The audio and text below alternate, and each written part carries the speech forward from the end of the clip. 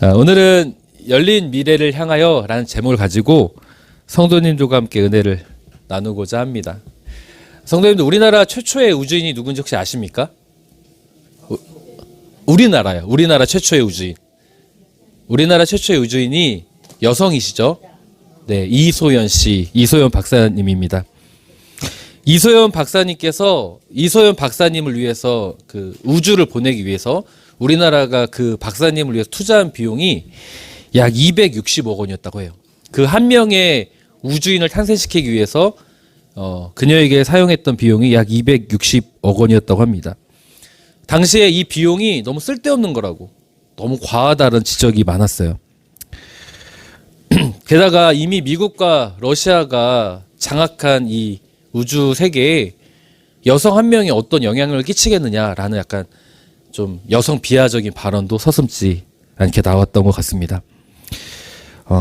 그런데 1970년대 미국이 이 우주를 향하여 개발할 때도 같은 비슷한 맥락의 이야기가 참 많았다고 합니다. 지금까지 우주 개발에 미국이 사용한 비용이 얼마냐면요, 약 40조라고 합니다.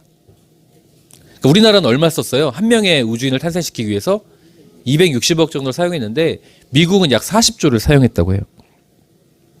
그런데 굉장히 최근에 재미있는 데이터가 나왔는데, 우주 개발에 미국이 투자한 금액을 따져보니까 그 1달러당 최근에 14달러의 이득을 본 것으로 계산이 되었대요. 그러니까 40조를 투자했으니까 얼마를 번 거예요?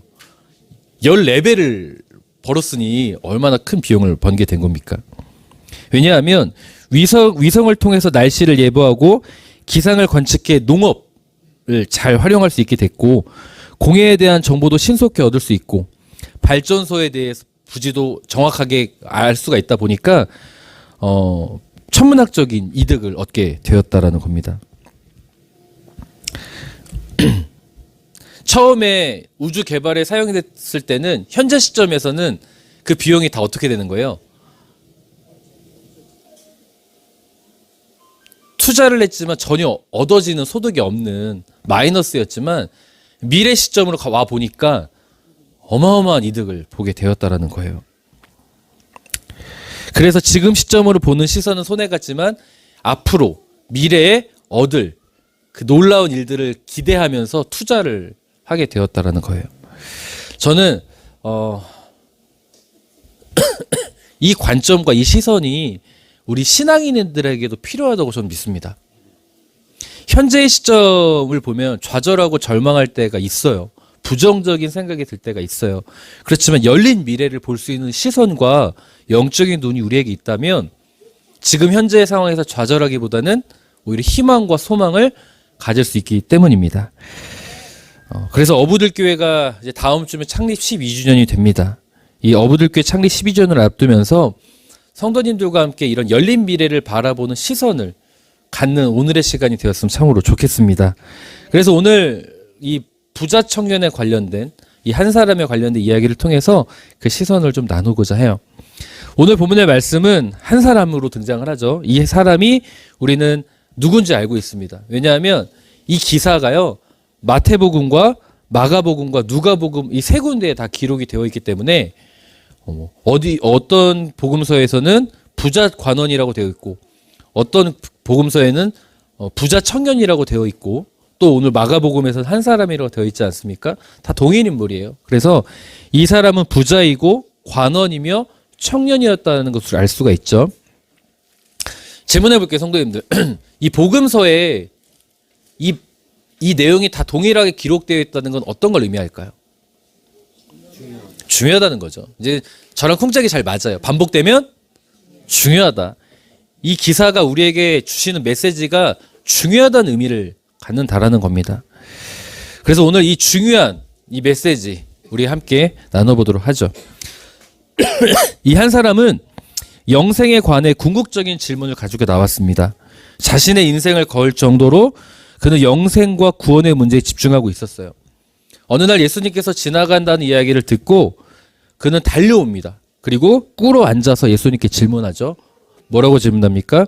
선한 선생님, 내가 무엇을 하여야 영생을 얻겠습니까? 라고 질문합니다. 아마도 그는 오랜 시간 동안 이 영생에 관련된 그 질문을 가졌던 것 같아요. 그러다 보니까 수많은 랍비를 찾아갔을 것이고 종교 지도자를 찾아가서 조언을 구했을 겁니다. 그럼에도 불구하고 자기 마음에 속 시원한 답을 얻지 못했던 것 같아요. 그래서 예수님이 지나간다는 이야기를 듣고 달려가서 꿇어앉아. 그러니까 굉장히 지금 그 마음에 절박하다는 거예요. 그 영생에 관한 질문을 갖게 됩니다. 예수님께서 이 청년의 질문에 대답을 하세요. 뭐라고 대답하십니까? 뭐라고 대답하셨어요? 이 내용 잘 모르세요? 너무나 유명한 말씀이어서 제가 그냥 이렇게 질문하는 거예요. 편하게. 뭐라고 대답하세요? 예수님께서.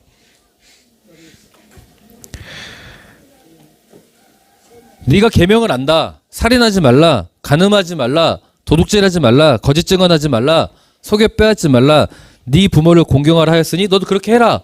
라고 말을 하시죠. 그러자 이 부자 청년, 이 관원 한 사람이 뭐라고 대답합니까? 나는 어려서부터 이것을 다 지켜 행했습니다. 아마 이 부자 청년은요, 이 대답을 하면서 깊은 한숨을 내쉬었을 거예요. 왜냐하면 지금까지 이런 류의 대답을 종교 지도자들이나 수많은 랍비에게 아마 들었을 겁니다. 그러니까 소위 뻔한 대답이에요. 뻔한 대답. 이 뻔한 대답을 듣다 보니까 한숨을 쉬면서 내가 이거 어려서부터 다 지켰다라고 아마 대답을 했을 겁니다. 그러자 예수님께서 이어서 대답합니다. 내게 한 가지 부족한 게 있는데 뭐라고 하세요? 우리 성도님들이 제일 부담스러워하는 성경 말씀 중 하나입니다. 뭐라고 해요? 이 말씀이 시험 드는 존재들이 있어요. 부자들은 이 말씀에 굉장히 시험 듭니다. 내가 별로 부자가 아니면 그럴 수도 있지 뭐 이렇게 반응을 하는데, 내가 좀 가진 게 소유가 있는 사람들한테는 이 말씀을 외면하고 지나가요. 이 말씀은 나에게 주신 말씀이 아니야. 이렇게 딱 넘어가죠. 예수님께서 부담스러운 말씀을 주세요. 내게 있는 것을 다 팔아. 적당히 팔아도 아니에요. 어떻게 팔아요? 다 팔아. 가난한 자들에게 나눠주고 그리하면 하늘에 네 보호가 있을 거다. 그리고 와서 나를 따르라라는 말씀을 주십니다. 청년의 반응이 어땠습니까? 자, 우리들의 반응이에요. 22절 함께 읽겠습니다. 시작.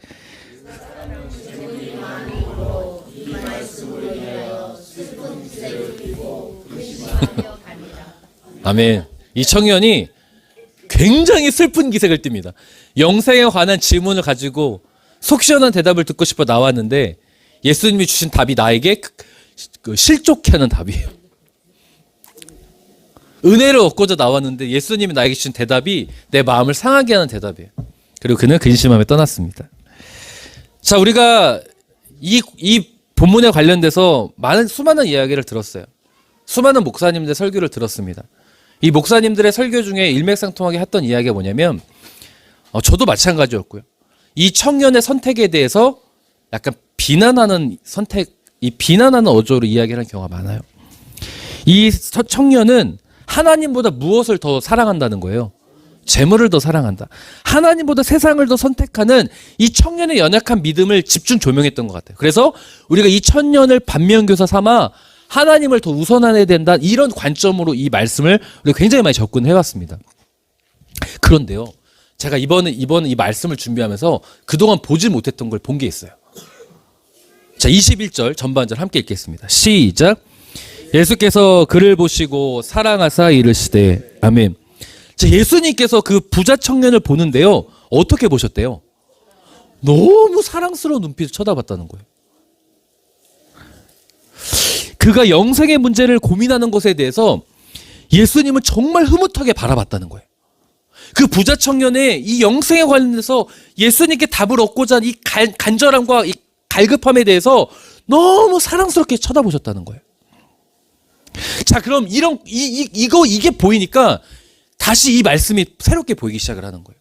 성도님들, 예수님이 그럼요, 네 소유를 다 팔아, 싹 다 팔아, 가난한 자들에게 나눠주라고 했을 때 이 청년을 실족해 하려고 이 말씀을 주신 거겠습니까? 갑자기 자유해지세요? 이 청년을 실족해 하려고 이 말씀을 주시겠습니까?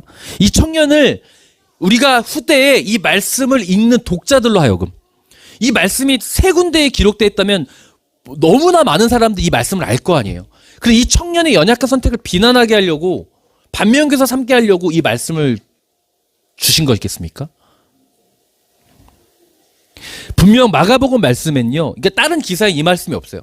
마가복음 말씀에는 loved him, 그를 보시고 사랑했다, 이 관점이 기록되어 있어요. 그러면 영생의 문제를 붙들기 위해서, 그것을 얻기 위해서 고군분투하는 그 청년을 사랑하고 계시는데 예수님께서 그를 비난받게 하려고 이 말씀을 기록하겠냐는 거예요. 더욱이 예수님은 웬만해선 아무에게나 제자로 나를 따라오라고 말씀한 적이 없어요. 웬만해선. 그런데 그 청년을 사랑했고 나를 따라오라고 할 정도였다면, 예수님이 이 청년의 이 상황, 삶을 너무 사랑하셨다는 거예요. 그렇기 때문에 우리가 이 부자 청년이 하나님보다 재물을 선택하는 이 관점을 봐야 되는 것보다는 지금 예수님이 이 부자 청년을 바라보는 시선을 우리가 따라가야 돼요. 이 말씀이 우리에게 전해주시는 본질적인 궁극적인 의도는 예수님이 그를 어떻게 바라보는지를 우리에게 가르쳐주기 위함이라는 것을 꼭 기억하셨으면 좋겠습니다. 예수님은요, 질문해 볼게요. 그 청년이 슬픈 기색을 띠고 떠날 걸 아셨을까요? 몰랐을까요? 어떻게 하세요? 그렇죠. 아유, 이제 무슨 설교를 쉽게 합니다, 제가. 예수님은 그의 속마음을 아세요. 그러면 그렇게 네가 다 팔아서 가난한 자들에게 나눠주라고 했을 때 그가 슬퍼하고 떠날 것도 아세요. 그럼 궁금해지죠. 대체 왜? 왜 대체 이 말씀을 하셨겠습니까? 저는요, 이제야 조금 이 말씀이 이해가 돼요. 제가 목회를 하다 보니까 창립 12주년을 앞둔 이 시점에서 조금 이해가 돼요. 성도님들 혹시 저와 대화하다가 부담스러우셨던 적 있으세요? 없으세요? 목사님이 왜 이렇게까지 말씀하시지? 많아요? 목사님이 하는 이야기가 설교 시간에도 가끔 그런 거 있죠. 이거 나 들으라고 한 얘기인가? 되게 불편한 적 없으세요? 이렇게 아멘을 하세요. 자, 그런데요, 성도님들, 제가요, 성도님들이 불편할 걸 알면서도 이야기할 때가 있어요. 저 바보 아니에요. 성도님들이, 제가 아무리 눈치가 없기소로니 성도님들이 불편할 것 정도는 알고 있어요. 그럼에도 불구하고 제가 이야기할 때가 있어요. 그래도 와야 돼요. 그래도 오셔야 돼요. 그래도 예배의 자리 지키셔야 돼요. 이렇게 말을 할 때가 있어요. 그러면 성도님들은 너무 당황스럽고, 아니 목사님이 이런 분이 이렇게까지 나한테 이야기하신다고? 너무 부담스러울 때가 있을 겁니다.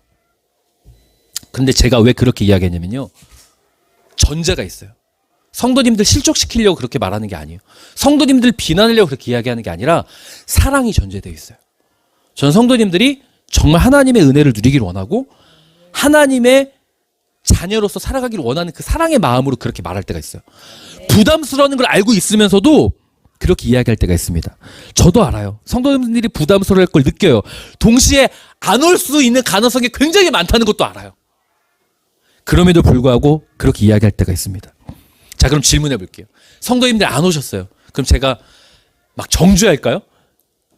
진짜 이러면서 막 정죄할까요? 아니요.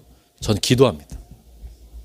어떻게 기도하냐면, 하나님, 아무개 성도님이 하나님을 더 바라보고 선택해야 되는데 아직 시간이 더 필요한 것 같아요. 기다리겠습니다.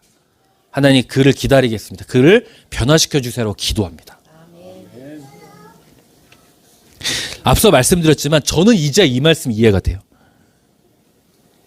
창립 12주년을 다음 주가 12주년이잖아요. 그래서 좀 12주년에 관련된 설교를 미리 하는 거예요. 다음 주 부활절 설교해야 되니까. 좀 이해가 돼요. 목회를 하다 보니까 제가 뭐가 필요하다고 느끼냐면, 성도님들에게는 시간이 필요하다는 걸 제가 느껴요. 실제로 이 자리에 앉아 계신 우리 성도님들에게 다 시간이 필요했습니다.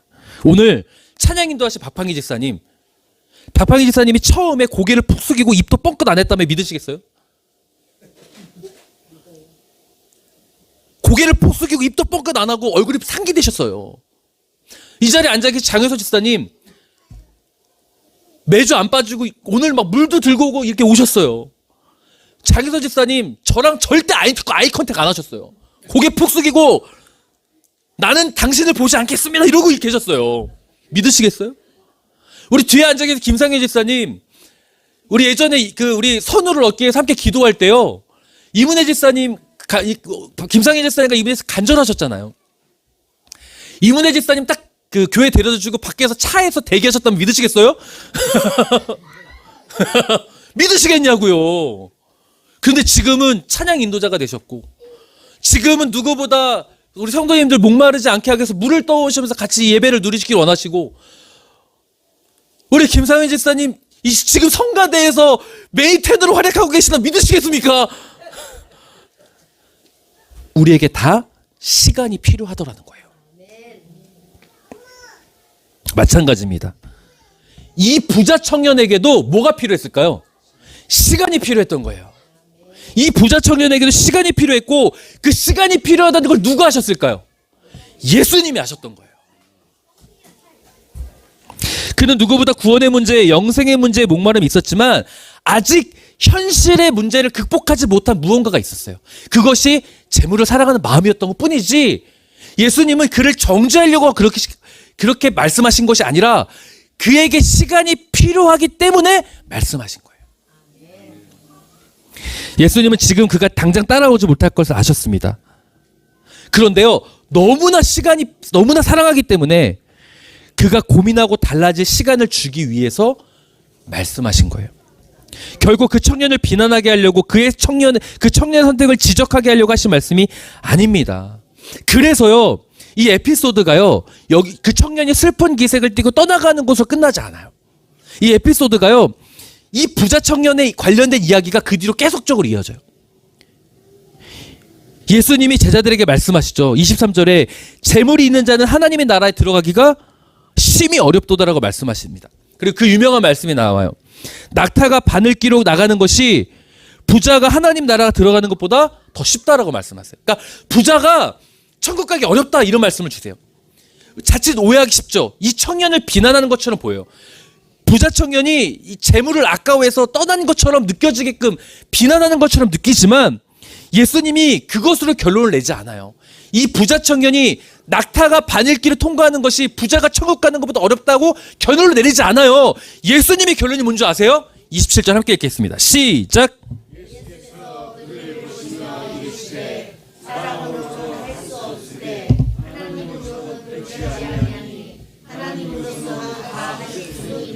아멘. 이게 결론이에요. 사람들한테 이러지만 그게 참 어렵지. 여전히 그가 재물을 사랑하는 마음, 하나님을 더 우선하는 마음, 그걸 가져야 되는데 아직 어렵지.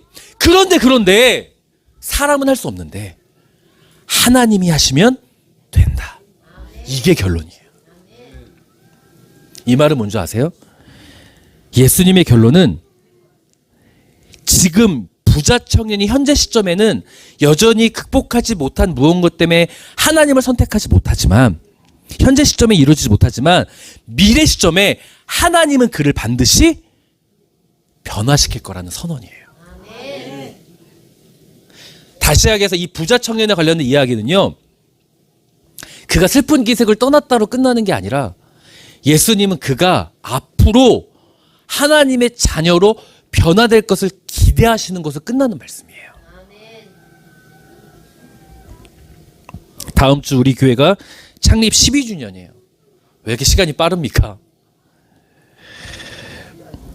저는 창립 12주년을 앞둔 이 시점에 우리에게 이 말씀을 나눈 의미가 있다고 믿습니다.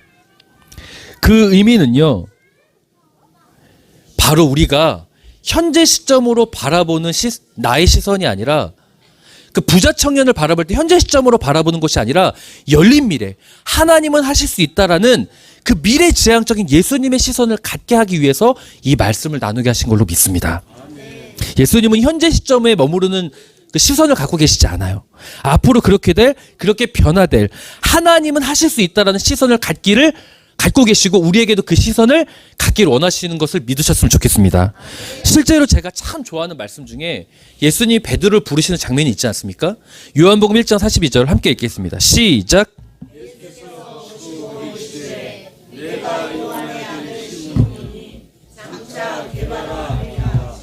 아멘. 예수님께서 베드로를 부르실 때 너는 게바라고 하셨어요. 게바가 무슨 뜻이에요? 반석이에요. 반석은 무슨 뜻이에요? 교회예요. 너는 앞으로 교회가 될 거예요. 엄청난 축복의 선언이에요. 자, 그런데 너는 시몬인데 게바라라고 하지 않았고 앞에 한 단어가 있어요. 무슨 단어가 있어요? 장차예요. 그 당시 그 베드로는요, 혈기왕성한 다혈질의 다혈질이었어요. 그가 게바가 되기에는 아직 가다듬어야 될 너무나 많은 시간들이 필요했어요. 예수님은 현재를 바라보고 그가 게바라고 하지 않았어요. 뭐라고 말씀하셨어요? 앞으로 장차 그렇게 변화될 것을 보고 말씀하신 거예요. 사랑하는 성도님들, 오늘 우리가 부자 청년에 관련된 기사를 하나님께서 보게 하신 건 우리가 예수님의 시선을 붙잡는 제자가 되라라고 우리에게 말씀하시기 위함인 줄 믿습니다. 그런데요, 성도님들, 우리가 예수님의 시선으로 부자 청년을 보지 못하고 현재의 시점으로 부자 청년을 보면 어떻게 될까요? 그러니까 앞으로 그에게 시간이 필요하고 그가 변화될 것을 기대하는 시선으로, 예수님의 시선으로 부자 청년을 보지 못하고 슬픈 기색을 띠고 떠나갔던 현재 시점으로 그 부자 청년을 보면 어떻게 되는 줄 아세요? 그 부자 청년의 연약한 믿음을 지적하고 비난하는 시선이 되는 거예요. 부정적 시선이 되는 거예요. 그 청년은 글렀어. 그 청년은 예수님의 제자가 되지 못해. 이렇게 끝나요. 그런데요, 예수님의 시선을 가지고 그 청년을 바라보면 어떻게 될까요? 열린 미래를 향하여 하나님은 그를 변화시킬 수 있다는 시선을 가지고 그 청년을 바라보면 어떻게 될까요? 지금 아직 결단하지 못했지만 그는 앞으로 예수님의 제자가 될 거야. 이렇게 바뀌어요. 마찬가지입니다. 우리가 현재 시점으로 우리 교회를 바라보면 어떻게 될까요? 답답해요? 그 정도까지는 아닌 줄 알았는데 답답하다까지 그렇게 생각하신 줄 몰랐습니다. 현재의 시점으로 우리 교회를 바라보면 부정적 시선으로 결론을 내릴 수도 있어요. 가령 우리 교회가 전도를 하자고 해봐요. 근데 현재 시점으로 바라보면은 오기가 쉬워요, 어려워요? 쉽지 않아요. 현재 교회가 부흥하기 힘들다던데 여러 요인들을 생각하면서 힘들어라고 그렇게 된다고 현재 시점으로 바라보면. 그런데 예수님께서 가르쳐준, 예수님이 부자 청년을 바라보는 열린 미래의 시선으로 우리 교회를 바라보면 어떻게 될까요? 지금은 어렵지만 하나님은 우리 교회를 부흥시킬 거야. 성장시켜 주실 거야. 그러니까 우리는 천국 동역자를 위해 기도하고 기다리고 기다림의 시간 동안 최선을 다할 거야. 이렇게 고백하지 않겠습니까? 이게 비단 우리 교회에게만 적용될까요? 우리 성도님들의 삶과 가정에도 동일합니다. 부자 청년의 현재 시점으로 바라보면요, 부정적이잖아요. 성도님들의 건강의 문제라든지 성도님들의 자녀의 문제라든지 우리 성도님들 가정의 문제를 곰곰이 생각해 보세요. 현재 시점으로 지금 내가 가진 고민들을 생각해 보세요. 지금 내가 갖고 있는 그 부담스러운 문제를 생각해 보세요. 한숨 나오죠. 한숨 나오지 않으세요? 현재 시점으로 바라보면 그 부자 청년을 비난하고 부자 청년의 선택이 잘못됐다라는 그 현재 시점으로 바라보면 내가 가진 문제는 절망이에요. 근데 예수님께서 이 부자 청년을 통해서 우리에게 갖기 원하는 시선은 뭐예요? 하나님은, 사람은 할 수 없으되 하나님은 할 수 있다는 열린 미래예요. 그러면 그 문제, 내가 가진 그 문제가 절망스러운 문제를 나의 시선, 현재 시점으로 보는 것이 아니라 예수님이 가르쳐 주신, 사람으로 할 수는 없는데 하나님으로 할 수 있다는 시선을 가지고 보세요. 어떻게 바뀔까요, 고백이? 감사합니다 고백 나오면 너무 좋죠. 그렇지만 그 고백까지는 나오지 않더라도 그래도 적어도 희망은 생겨요. 하나님, 그래도 내 건강의 문제, 내 자녀의 문제, 우리 가정의 문제가 앞으로 바뀔 것, 이렇게 변화될 것을 소망합니다라는 고백으로 바뀌어요.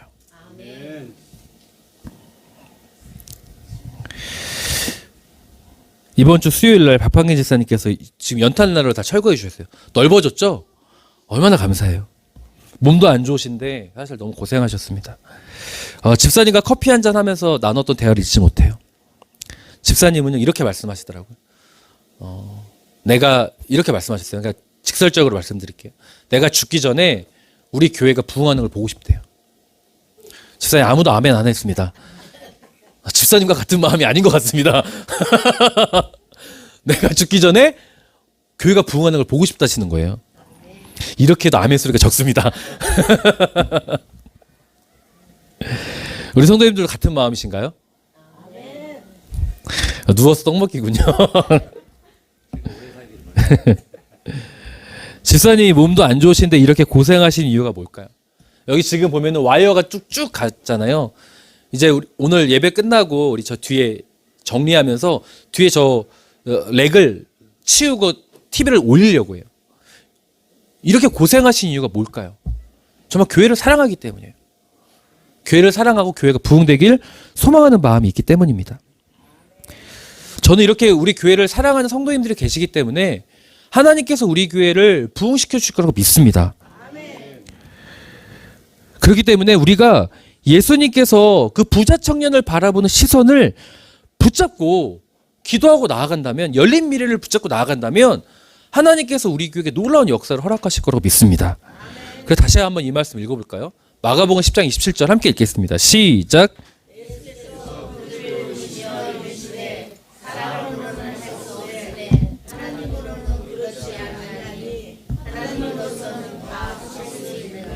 아멘. 예수님의 결론이에요. 우리가 여기 예수님의 결론을 가지 못하고 그 부자 청년의 슬픈 기색을 띠고 가는 그 현재 시점에 머무르면 우리는 그 열린 미래의 그 은혜 가운데 설 수가 없습니다. 우리는 예수님께서 가르쳐 주신 이 열린 미래, 하나님은 하실 수 있다는 이 소망을 붙잡고요. 교회의 문제든 우리 성도님들의 그 답답한 나를 억누리는 문제든 이 마가복음 10장 27절의 말씀을 붙잡고 기도하고 기다릴 수 있는 믿음의 자녀 되셨으면 참으로 좋겠습니다. 그러면 열린 미래가 우리에게 주어질 줄 믿어요. 그래서 오늘 우리가 잠시 찬양하고 기도할 수 있었으면 좋겠는데요. 솔직하게 인정하셨으면 좋겠어요. 사모님 좀 불러주세요. 현재 하나님, 저는 이 부자 청년과 같은 문제, 이 부자 청년을 나의 문제라고 적용시켜 보세요. 내가 참 답답한 그 문제라고 적용시켜 보세요. 하나님, 나는 그 부자 청년을 바라볼 때 현재 시점으로 바라봤습니다.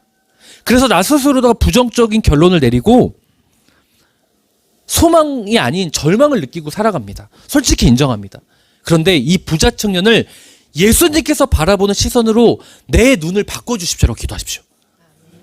그러면 내가 희망이 생기고 소망이 생겨요. 하나님, 그 열린 미래를 내가 만날 수 있는 그 은혜, 부자 청년이 앞으로 예수님의 제자가 되는 그 놀라운 은혜가 내 삶에 주어질 수 있도록 하나님 나에게 은혜를 베풀어 달라고 오늘 기도하고 돌아갈 수 있었으면 참으로 좋겠습니다. 그래서 우리 함께 찬양할까요? 우리 보리라. 분명히 우리가 보게 될 줄 믿습니다. 그 열린 미래를 하나님께서 우리에게 보게 하실 줄 믿습니다.